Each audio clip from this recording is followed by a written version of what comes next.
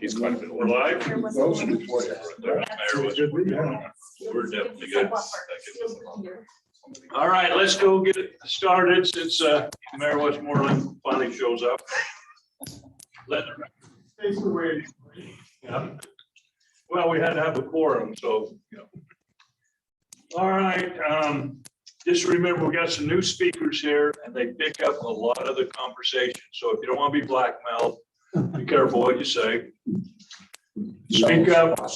So when you go to make a motion, state your name, do the motion. So those on Zoom call know who's doing it. Those excused are Denise Anderson and Google. All right, so let's go ahead and get started. First thing on the agenda is to approve the October 7, 2021 minutes. Anyone would like to make a motion? I didn't. So moved. Mayor Brunts, did you say your name? No, he did not. Oh gosh, how long's it been since I just said that? No, but you did. I know I did. Mayor Bruns. Mayor Mann, so seconds. Thank you. All in favor, say aye. Aye. All right, we have no public comments, so we're gonna go down to number 3. Saratoga Springs, Foothill Boulevard. Bob? Thank you. See if I can get this to work. Andrew. There we go. Now we're cooking. All right, we have a TIP amendment tonight to go before you. For those that may not know what the TIP is basically where we program funds, where we put money to individual projects, and it's basically how we're spending our money. So this is an existing project. It was selected in 2020. The original funding amount was $8.5 million of county funds. What it is building is a new 3-lane connection from Pony Express Parkway down to Lariat Boulevard. This is probably a better, if you look at it, north is going to the right, if you're looking at it. So this is, Pony Express is right here. Lehigh Main 73 is further up. So this road would connect all the way through this farming area down to Lariat Boulevard. This is the new LDS Temple site in case you, just to help orient you. So this is a new 3-lane road that's being designed. It is believed that this project it has been designed with UDOT in mind. It is hoped that in the future, this potentially could be a larger facility. And so they're designing it in a manner that if that did become the case, there would be little to no throwaway, just so you're aware. The big benefit, one of the big benefits for this road is it relieves congestion on Redwood Road. If anybody has driven Redwood Road in Saratoga Springs during the rush hours, you know that it can be a nightmare. A few years ago when there was the fire down in Saratoga Springs and they had to evacuate a lot of this community, it really showed what a big problem this road, what Redwood Road can be. And so this is a second road that hopefully will be a higher level facility in the future. So the design is basically complete. They're ready to go out to bid, but there have been some issues that have raised the costs of this project. And we're going to go through very briefly what those are. The first one is some of the grading in the area of Grandview Boulevard had to be changed, modified a little bit, which added obviously to cost. As the road crosses what's called the Tickville Wash, originally there was planned to be a box culvert there, but a future trail, to accommodate a future trail, they're expanding that to more of a bridge kind of thing. That's an open structure, so they can add that in the future. That's adding to the cost. Lariat Boulevard, so this is the southern end of where this road is at least stopping at this stage. When the project was originally brought to MAG, it was assumed that there was a development proposal actively happening in this area, and it was assumed that the developer would put in that piece of the road for this to connect into. that development is no longer moving forward, but the road is. And so we need to make sure that connection is tied in. Otherwise, it's not going really to there's no logical tie-in at the bottom end. So there's additional costs there. Also, this is, again, working with UDOT on the design. This is the intersection, the original intersection or concept of Pony Express and this Foothill Boulevard. It was determined in the design process that they should expand that intersection to accommodate future growth and development. And so there's major changes to this specific intersection that is adding to the cost. You can see kind of what they're looking at right now and it's adding significantly to the cost.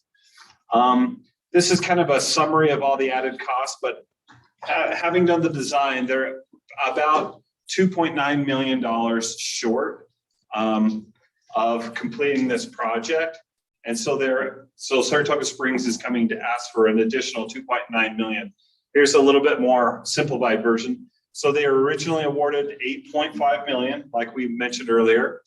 They're asking for 2.9 in contingency funds that is going to be added to Saratoga Springs local funds. So Saratoga Springs is already putting basically $5 million of their own money into this project to get it complete. So the new project total will be 16.3 million. So basically what we're asking you to vote on tonight is this contingency funds line right here. In TAC, there was the question of, well, where does the 2.9 million come from? A brief explanation is this: with each project that we award, we set aside 10% for contingency. So for this project, that is $850,000 already set aside to be able to add to this project as contingency. Additionally, the last time we awarded projects, this body set aside $15 million for just this kind of scenario where a project came in and is significantly over budget because of, in case you haven't heard, cost of construction is going up, cost of land is going up, et cetera, et cetera. So we thought about this beforehand and set aside $15 million just to be able to add to projects like this to make sure they're kept whole and they can be completed. So of this 2.9 million, 850,000 will come out of the set aside 10% contingency that we always have done and we continue to do. And then the remainder will come out of that pot of $15 million that we set aside for above and beyond the 10% contingency. With that, are there any questions about this specific project? Yes, Mayor Ben. No questions about this one, but how many bigger projects do we have out there that are funded out of the 2020?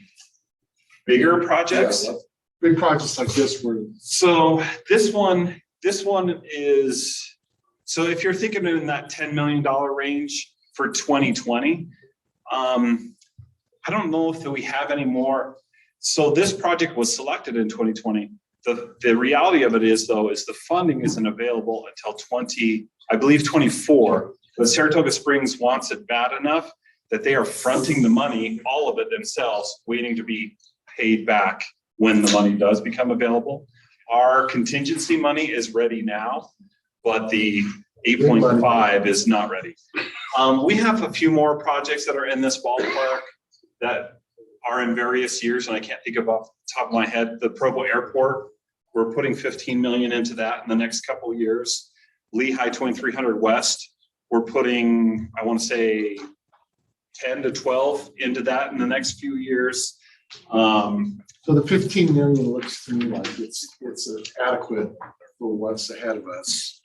And this ask is not unreasonable. No, it's not unreasonable. This is, MAG staff feels like this is a great project. As far as moving cars for the dollar, this is a really good one. It's a brand new connection. There's a lot of traffic out there. It's only growing. This is, at least in my personal opinion, a good way to use our money.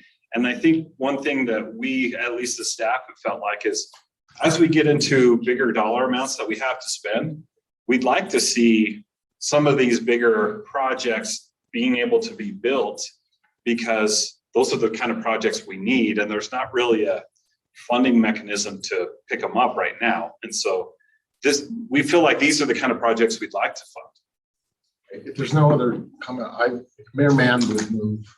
I have one question, but he can make the motion first, because that's the question. My question is on the funding of the project. Yeah. Is that construction or you have to purchase land?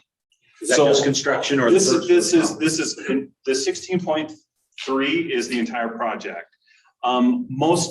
They've already in principle agreed with all the landowners, and they're actually getting most of the land donated. It's church farm.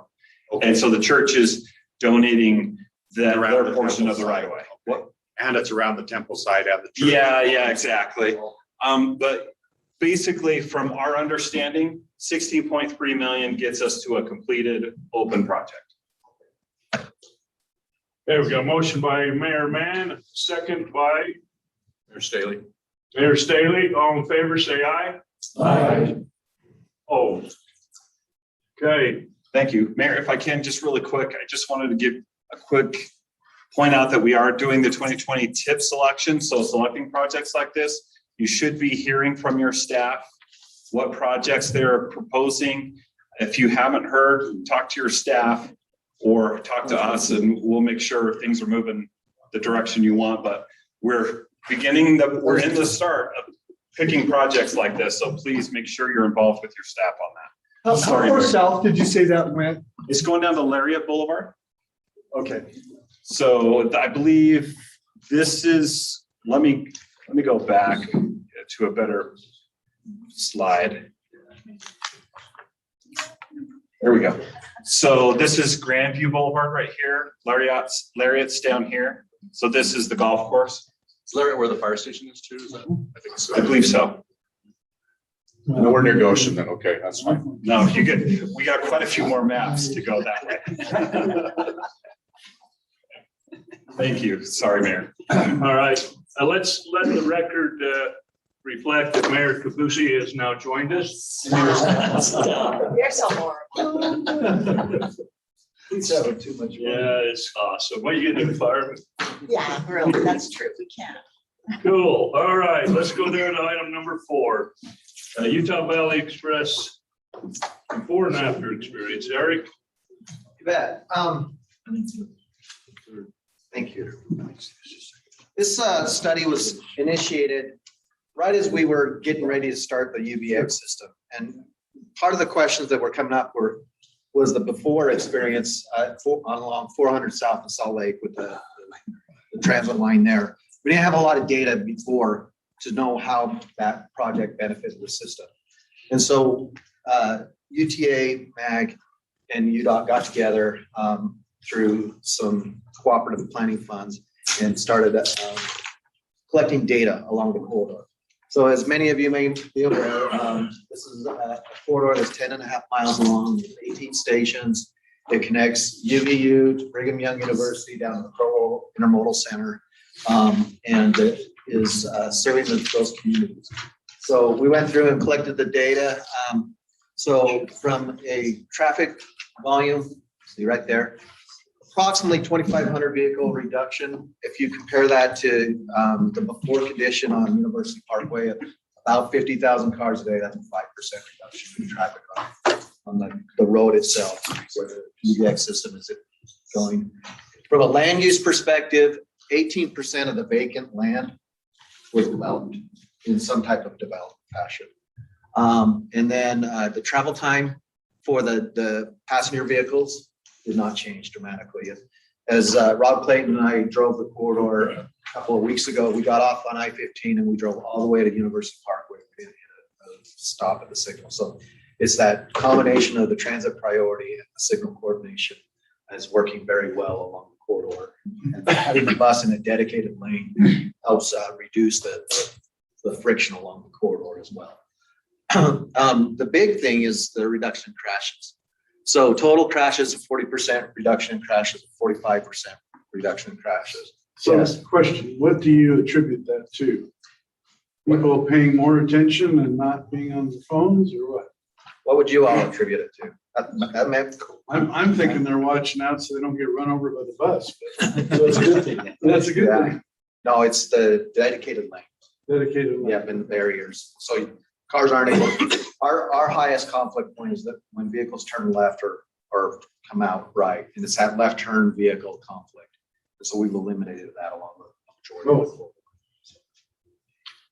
the so the data, the old bus carried 1,800 to 2,000 passengers a day. In the height of the pre-pandemic, after they opened it, 12 to 14,000 riders a day. Pretty successful within a year or so of opening to see that amount of ridership. And then the pandemic, in the spring of 2020, transit took a huge hit, and we dropped down to, we're still a little bit more than the original bus system. And then this spring, as things were just starting to move back into normal, 4,100. We collected our UTA collected some ridership numbers this last September as both campuses started up. One of the things is UVU is only 40 to 60% of the in-person classes today. They're two day a week classes, and the students don't need to be there every day that the classes are in session. So they still have a remote option. So to still see 7,000, I think BYU is 100% in person.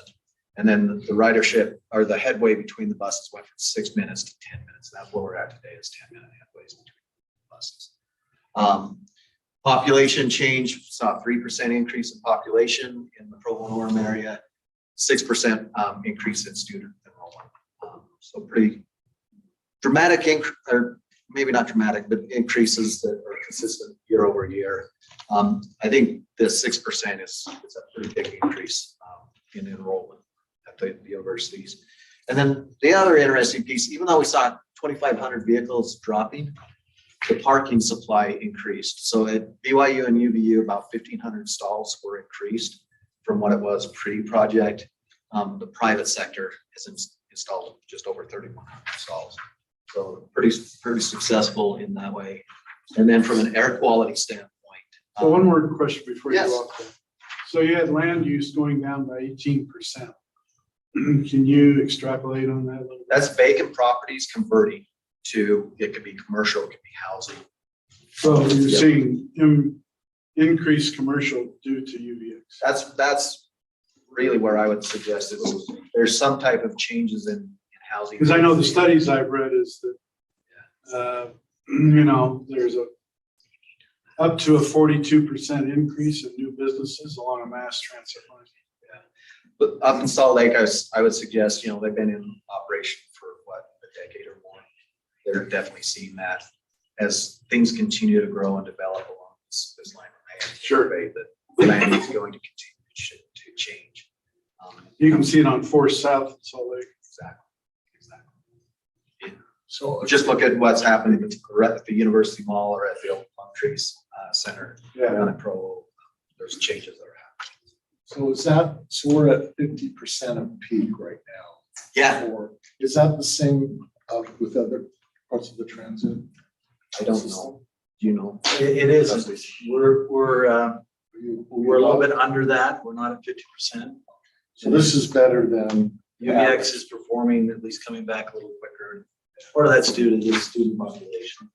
And if all UVU students were coming, I think you'd even see a bigger increase there, but they're only really at about 50%. Yeah.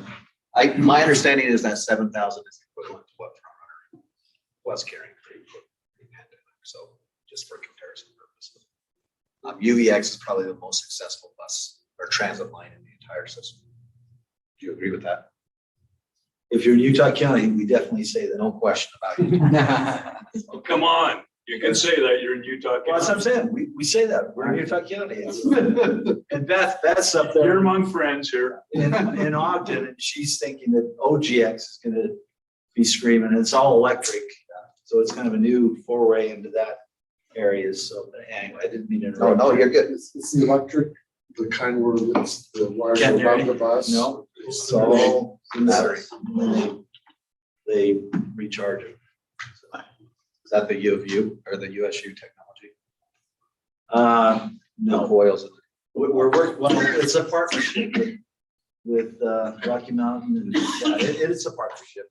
If you ever have a chance to go look at the USMU lab, it's impressive to see what they're doing with automation and electric vehicles. So just, that's a sidebar for sure. So from an air quality standpoint, carbon monoxide, daily, 350 pounds of reduction, yearly at 85,000. Gasoline, 680 gallons of reduction, 170,000 gallons on an annual basis. So, overall, this has been a really good benefit to the community, and especially to the student body. Anyway, that's, we just wanted to share that before and after information. Are there any questions? What about that bridge over I-15? Is that, I drive around twice a day. It seems like I rarely see anybody on it. The pedestrian bridge? Yeah. Is it just the time of day I'm going or? Yeah, it's interesting. We just need glasses. They're a little up there. We put a counter on it, because we wanted to see how it was performing. The first and second week of UVU classes, and again, they're only 50% in class, saw 4,000 students. It's crossing a day. It's a good That would be equivalent to about You can't always half a see it. lane on the. I'm pretty early and I just, probably before classes, Yeah. I'm just curious. It's dropped off with, as Sure. classes have kind of settled down, but to have 4,000, 4,500 students, pedestrians using that day, that's a really great investment. Does that make this less? Because there's some of them just going right to That's school, the so they're thought riding around. process. It actually takes away from. Takes away from UVX, because they have to ride around the hoop. They're kind of. Said it's about a half a lane. It's about a half a lane on a daily basis, yeah. So it's, pulling cars off of University Parkway, really. So it'll extend the life of University Parkway. That's good. Okay. All right, hey, thanks, Eric, appreciate that. All right, let's go to item 5, Utah Road and Transit Cost per Trip Study. Sean Seeger. Thank you very much. Can you guys hear me okay? Yes, we can. Fantastic. This is another one of these research and development projects, just like what Eric just presented. The 4 partners, Wasatch Front Regional Council, UDOT, MAG, and UTA, put money together each year, and we've done about 20 of these studies. Eric's was the before and after study of UVX to see what it did to traffic patterns. This one's looking at what is the cost of a road trip and what is the cost of a transit trip. And the scope of our study in this one, and on the roadway side, is the entire state of Utah. And on the transit side, it's the entire UTA transit district. So Representative Kay Christopherson has been asking this question for a long time to try to figure out where to use the right mode in the right location, when to select transit. Should we be putting transit everywhere, or should we be putting transit in those very congested corridors? What is the cost per those trips? And so we hired a consulting firm, High Street Consulting, went through this study and presented these findings to the Transportation Interim Committee meeting about a month ago. We collectively presented the findings to this, and we just wanted to bring these results to Regional Planning Committee tonight to make you folks aware of them as well. Let's go to the next slide. And so the purpose was to try to provide a direct cost of different parts of Utah's transportation system based on usage and the funding sources of those different systems. Let's go to the next slide. Here's the upshot of what this study calculated is if you look at the first column there, private and public expenditures, and you have it divided by road versus transit. The entire outlay for one trip on a road is about $3. That's both the private expenditure and the public expenditure. On the transit side, it's about $11.50. If you look at the next column over, public expenditure, what is the public putting into that trip? On the roadway side, it's about 30 cents a trip. On the transit side, it's about $10.30. If you look at just the private expenditure, what's being put into that road trip, it's the remaining balance of that, which is $2.70. And if you look at the transit side, what is the transit agency collecting from the customer or the fare box collection? It's about $1.16 per trip. Let's go to the next slide. Thank you. This is just looking at the different modes within UTA. What does a bus trip cost? What does a commuter bus cost? What does commuter rail? What does demand response cost, which is like VIA or paratransit? What does a light rail trip cost? What does a van pool trip cost? That gives you kind of a range of expenditures. You can see light rail at about $9 a trip and bus at about $9.40 a trip, being the lesser expensive of those different modes, and commuter rail and demand response being the more expensive aspects of those different modes. We think the reason that light rail is less expensive than some of our bus operations is because a light rail vehicle can carry so many people. There's less labor involved, and there's a lot of people riding the Blue Line in Salt Lake that is a really good service into the central business district. These are all pre-COVID numbers, by the way, so this is all before the pandemic. Let's go to the next slide. And if we look at rural roads versus urban roads, so what urban trips versus rural trips. In urban areas, those trips are going to be shorter by nature, less distance. In rural areas, those trips are going to be longer because you're going to be traveling longer distances to your destination. So you can see the difference there about from $2.65 up to $4 a trip. Let's go to the next slide. And I think this is the final one, just another way to look at this. If you look at the road circle graphic there, you can see that a majority of the funds being put into that trip is by the private user. And you saw that in the previous graphics as well. About 87% of that trip is being funded by the private user. If you look at the transit circle graph, you'll notice that what we've described as general funds, which is the sales tax that's being put into UTA, is funding the trip for the transit trip. So that's just a real brief summary of this study that we just conducted. We have a full report that we're going to release in the next couple of weeks. If any of you guys want that, please let us know and we'll send that to you. We automatically, of course, distribute that to all of our industry partners and make them aware of it. And we just wanted to bring this to you guys' attention today as well. I don't think there's anything that we're trying to say with this study. You know, roads are not better than transit, or transit's not better than roads, but each one has their own purpose and when you should invest in them. And I think Eric's report tonight is a great example of transit performing very well on a very congested corridor, taking those trips out of University Parkway interchange, taking them off of University Avenue, and increasing transit ridership from 2,000 riders a day up to 12,000 riders a day. So transit has a very specific benefit when you can locate it on a corridor like what UVX has been located on. And as Mayor Kafusi and Mayor Bruntz coined the term fast, free, and frequent.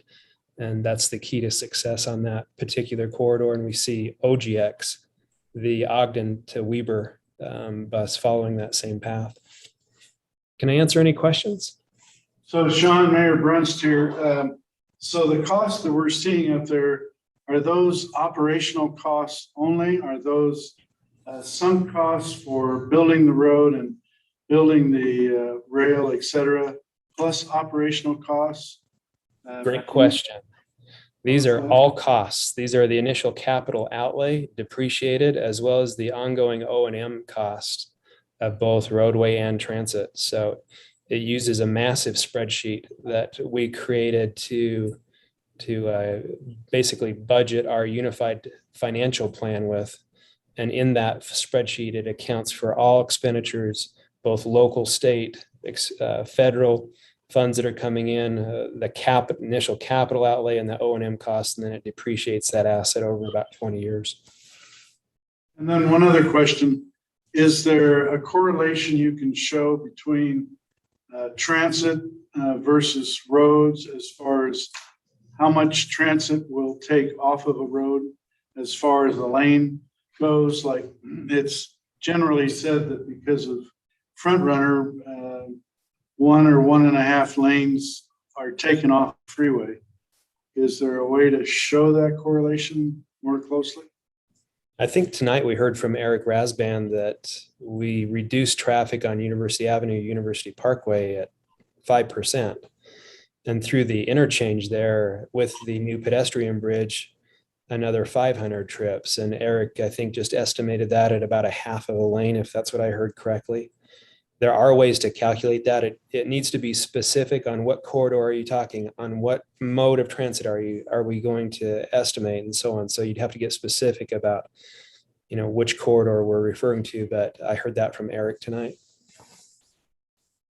Question, Mayor Larson. What's I don't know what to call it policy, but what's the current way we interact between rural and urban when you leave from rural, park at Front Runner Station and take the Front Runner or so forth? As far as parking and so forth, what's the policy on making those two mesh so you can use both? Right. I think there's some great partnerships taking place right now with UTA and the local governments. We just finished the Front Runner South study, as you know, and we're looking to move into the environmental document on that right now. UTA used to have a policy of no overnight parking in some of the park and ride lots. That's since been adjusted, and so you can park in those park and ride lots overnight in case you're doing an airport trip or an overnight trip into Salt Lake. Mary or Mayor Acerson, would you like to add anything to what UTA is doing in that regard? Because right now I see it working pretty good. Go ahead, Mary. I was going to brag on the fact that we have a promotional right now where you can use your active boarding pass to ride transit free to the airport. We just opened the tracks, and Trustee Acerson was there opening the track station for us. I think it's been really helpful. You can park for up to a week at a Front Runner station. And if you go there at night, you'll see that people are using those stations so that they can use the train to go out of town and come back. So it's been an important part of our service. Trustee? So to that point, I just want to make sure you know that Front Runner does not run on Sunday. That's a little bit of a rub because I fly out Sunday and I won't be able to take transit because it doesn't work. So, and you need to be mindful of that.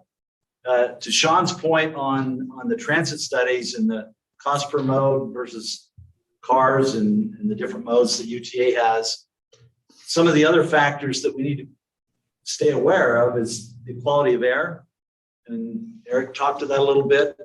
But I think as we move forward, transit is implemented throughout wherever we go. The car's off the road. That's important. That's something we need to visualize and understand. And then the air quality, how much are we improving that? And then to realize as transit progresses forward, we're looking at innovation to where we're going to just what we use as far as vehicles, buses, the train sets, that's all working towards more environmentally coherent with the air quality that we want to have. So this is kind of a time picture, this is where we are. It's a base. And I think both UTA, UDOT, and the planning organizations will use this kind of information to kind of measure what are the advantages, what are the benefits to help you as leaders make decisions on how you want to zone and how you want to help fund. Is the free parking for a week, is that like Salt Lake County and not the more crowded counties as well as Utah County on the Front Runner? I think that's why parking's not limited, is it, Mary? It's system wide, isn't it? No, you can park up to a week in any of our Front Runner parking lots. They have it's posted in each of the parking lots.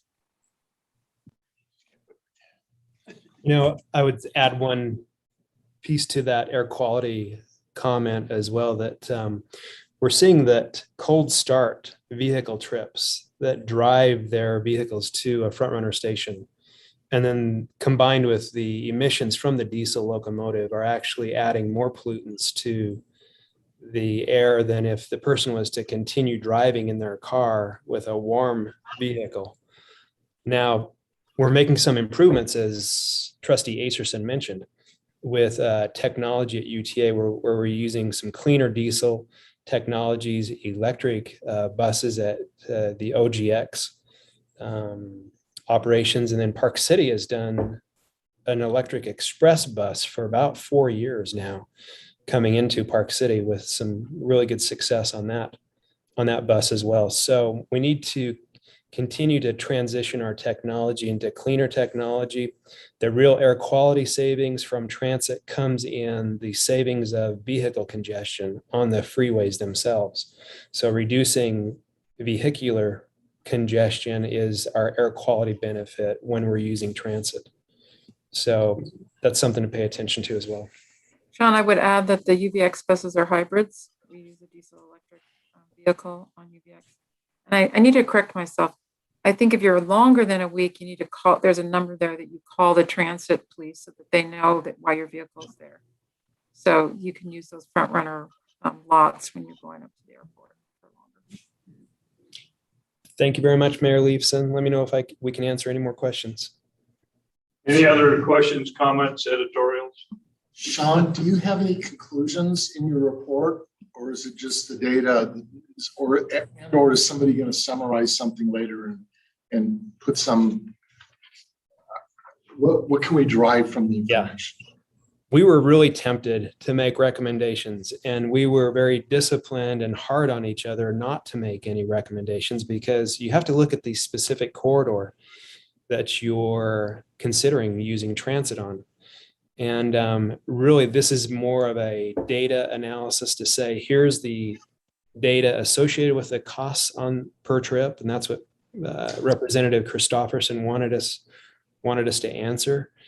And within the report, there's some mention of some secondary benefits and impacts on both transit and roadway that you may be interested in. We won't get into that tonight, but it's just some observations by the transportation industry that each one of these has their own purpose and need, if you will, in the way that this metro area is growing. So we tried to stay away from some generalities, that way. So the intent of this report or the data is then for any given project, you can use this data to help analyze the benefits of putting transit in a specific corridor or building a road or expanding lanes. So have a baseline, something that you can reference. And you can say, well, we're going to do this, and here's the data, and here's how long we'll apply it here. Are there guidelines to how it gets applied? No guidelines right now. This is just what does it cost for a transit trip? What does it cost for a road trip? What is the government putting in? What is the private individual putting into that trip? Just trying to understand some of those basic pieces, because the tax policy is so complicated. We've got different pieces of public money coming into each one of those modes, and to parse that out, was a pretty big undertaking in and of itself. Any other questions? Mayor Hensager here. I'd be amiss if I didn't ask when's front runner coming to South Utah County, all the way to Last 5 miles. I love it. So we have just completed the locally preferred alternative component of the planning study. The LPA is what we like to use in terms of an acronym. And we're showing that we have really good ridership down to the Payson area. And then we're showing the need for some bus connectivity from there down to Santaquin.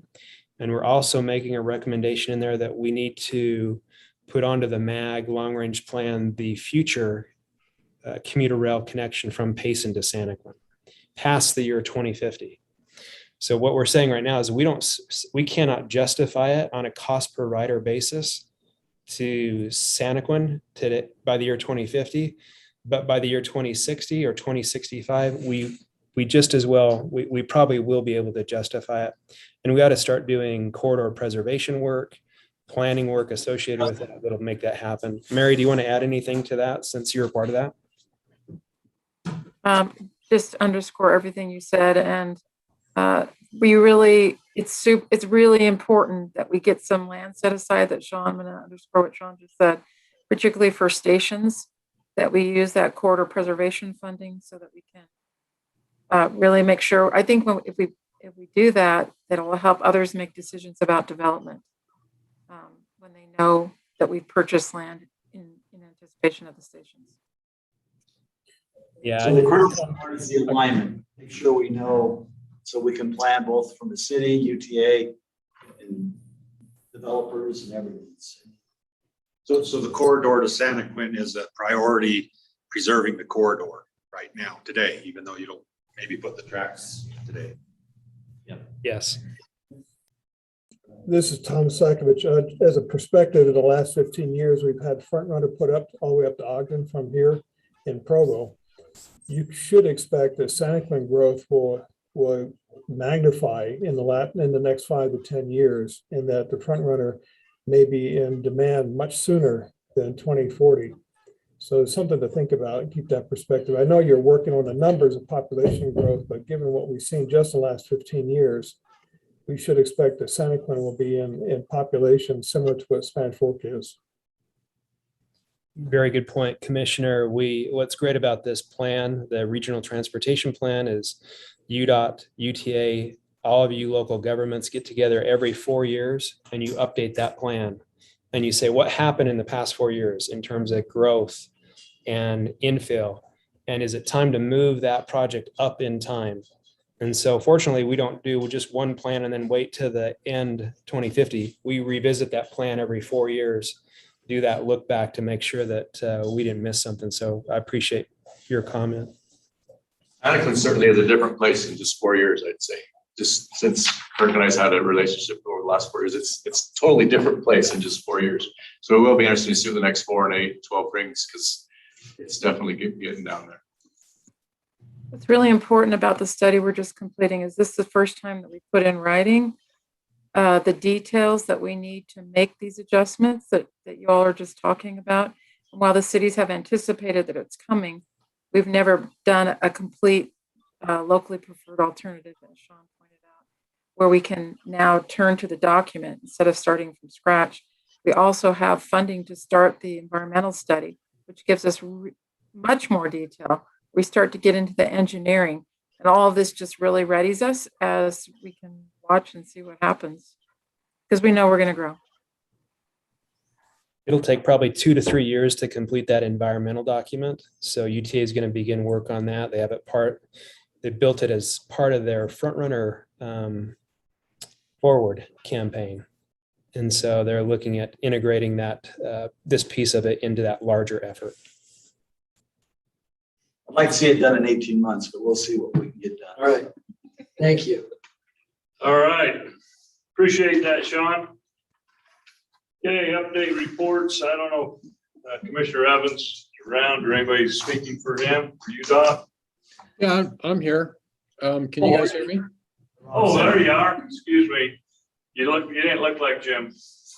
Yeah, Jim asked me to cover the meeting for him, and he apologizes he can't be here. But hey, I just want to say I know this is the season of change, and we just had an election, and the makeup of this group is probably going to change over the next couple months. And for those that won't be here, really enjoyed working with you, and thank you for all of the positive interaction and collaboration that we've had, and really enjoyed working with you.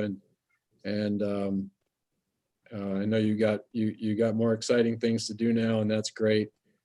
For those that are going to be around, we're looking forward to continuing our relationship. Thank you very much. Really appreciate working with all of you. Right. Thanks, Rob. You bet. Yay. Yeah, if I could just take a couple of minutes, I want to give you a heads up on this legislative session, part of the discussion that I hope you're engaged in.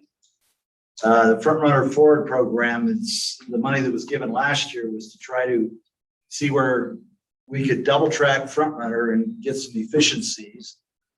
And the studies have been done, and you can step in, Mary or Sean, at any time.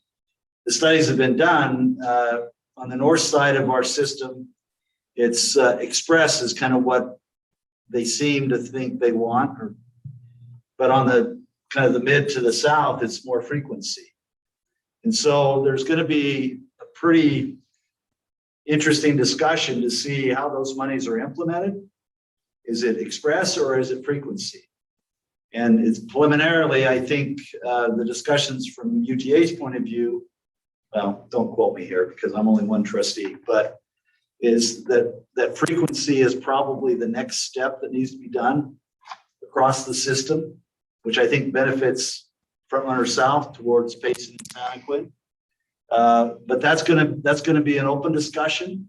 I want you to be aware of that. I want you to step in where you think it's appropriate and have conversations with your legislative people.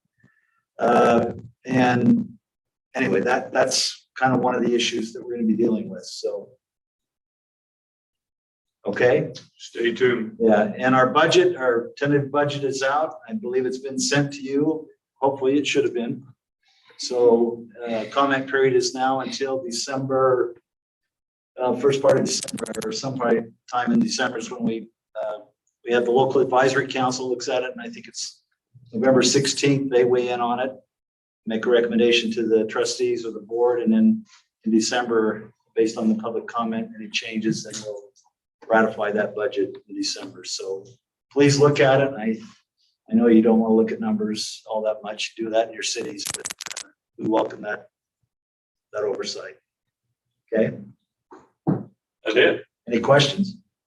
Any questions for Jeff? All right, thank you. Sharptinic is moving forward, getting there. Thank you. I knew you would because I will hunt you down. All right, so our next meeting will be February 3rd.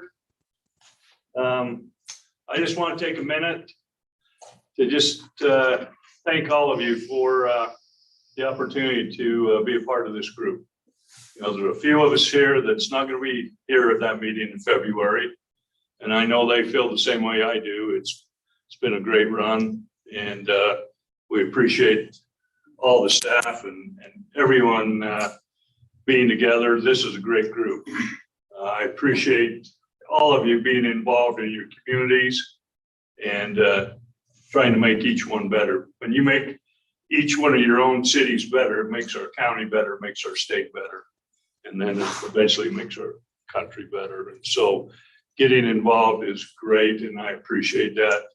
And also those who are leaving, don't leave. You can still be involved, you know, with your cities. You know, you have a voice. You don't want to lose all that great experience that you've had and just let it go to waste watching Oprah eating bonbons. So stay involved with your community and do those things. But from the bottom of my heart, I appreciate the opportunity to be here, and it's been a great run. And thank you. Mr. Chairman, Thank can you, I have a Steve. minute? Nope. Okay, you got, you can have one. Well, it's from the top of my heart, how I feel too. COVID threw a curveball to all of us, and I've missed this gathering together. I've done a lot of Zoom meeting, and it's just not the same. And I wanted to introduce I'm going to call it right now, the mayor-elect, Dan Olson of Santaquin. I've introduced him to most of you here, but I just want to know we're in good hands at Santaquin. And as a member of this MAG, he'll be a good member there too. So thank you. Thank you. I'd just like to make a comment as the old mayor of Orem. It's been great to be a part of this group, and I love the fact that we work together for all parts of the county to help transportation for all cities. And I think that's important, and want to thank everybody for their cooperation. I'd like to say something too, since I always say, I think I'm the oldest one in this whole group. And that was a little bit of my decision and why I did run. Also has some help, probably not me, but my wife. But I know the mayor-elect, Matt Packard, he'll be a real asset to this group. He's very financially minded, just to warn you. And but he is really good. But you know, I'm like Mayor Lathison, you know, I've almost felt like I've got a whole different education than what I've had before. It's just been really, I've thoroughly enjoyed it. It's part of my life that's just going to be one of the most highlights of my life. I've just really enjoyed it. I really had a fun time. And it's been fun getting to know all the different mayors, all the different people throughout the cities, throughout the county, as far as that goes.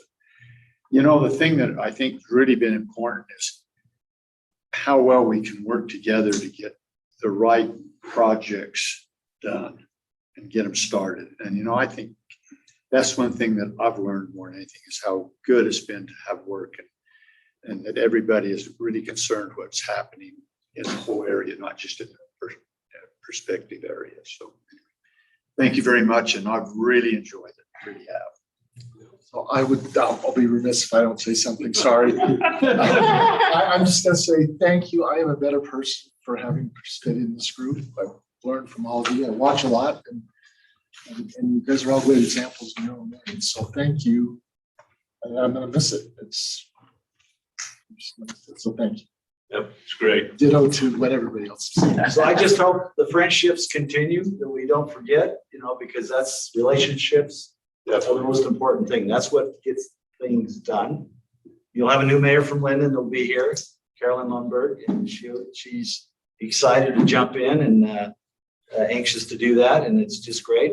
That means you really won't get rid of me because I'll still be, I think, invited to these meetings as an ETA. So Darn the.